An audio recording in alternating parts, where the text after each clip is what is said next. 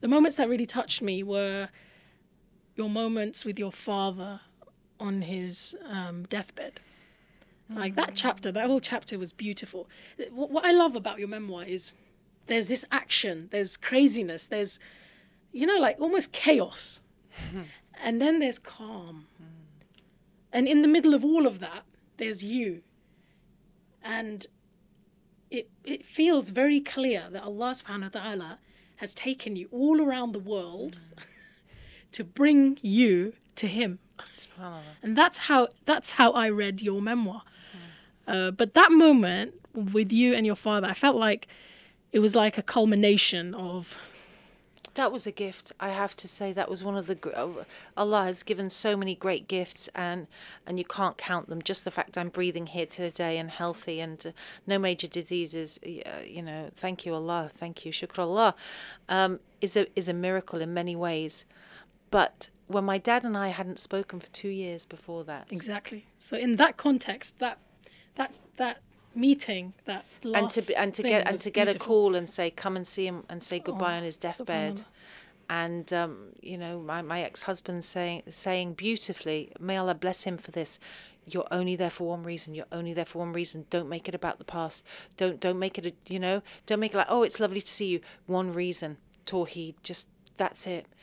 Allah's given you this, it's a gift. And to sit and hold my dad's hand and, you know, to recite Al-Fatiha, and for him to say that's so beautiful and you're full of light, and for him to feel that, you know, a man of Irish Catholic descent who'd expressed, you know, real suspicion and nervousness about what he thought Islam was, you know, this set of rules, this domination of women, all of these ideas, and to, when it came down to it, for me to hold his hand and recite Surah Fatiha and just say, how many gods are there, Dad? And he looked at me and he said, come on, there's no God but God. Subhanallah. La ilaha illallah. And then what about the prophets, you know, Solomon and Adam, they're all prophets. And Jesus said, listen, kid, Jesus was a prophet. We know that. He's not God. And you just say, thank you, Allah. Mashallah.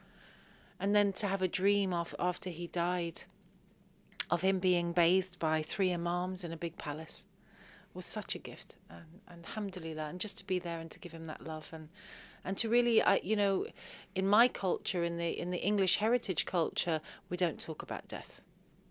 The big unknown, the big unspoken.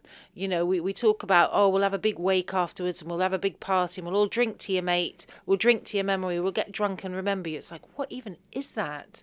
And then, you know, the moment of death being, oh, let's play music so you can remember What? No. I said to my dad, and it was the hardest thing I've ever had to say, I'm here because I love you and I'm here because you're leaving. He said, am I? I said, yeah. Let's talk about God. That's what we should be doing.